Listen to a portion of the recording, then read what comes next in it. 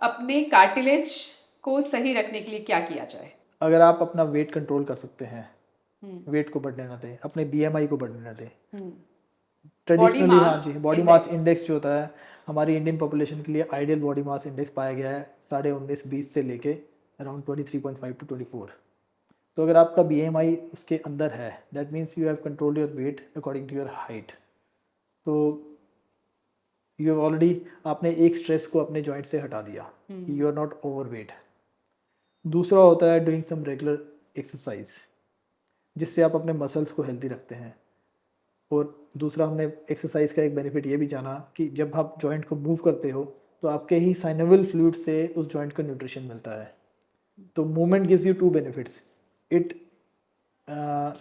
Gives more nutrition to your joint, आपके joint को ज़्यादा न्यूट्रिशन मिल रहा है और आपके मसल्स भी ज़्यादा स्ट्रांग हो रहे हैं, जो कि जॉइंट को स्टेबल रखने में आपकी हेल्प कर रहे हैं। कार्टिलेज के लिए कुछ खास एक्सरसाइजेज हैं जिनसे कार्टिलेज स्ट्रांग रहे?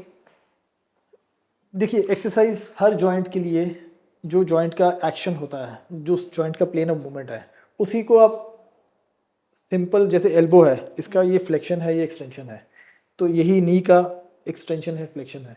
तो जो प्लेन ऑफ मूवमेंट जॉइंट का है उसी को बार बार रिपीटेटिवली करते हो तो वो उस जॉइंट की एक्सरसाइज बन जाती है।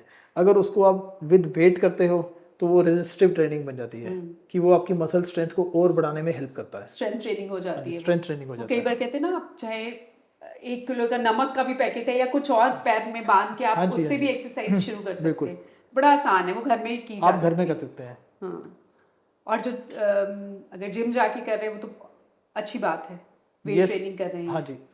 और इसके अलावा देखिए, एक तो हो गया आपने वेट कंट्रोल किया, एक आपने एक्सरसाइज, जिसके 2 फायदे हमने गिने कि जॉइंट का न्यूट्रिशन मिल रहा है, आपका मसल्स हेल्दी हो रहे हैं, स्ट्रांग हो रहे हैं।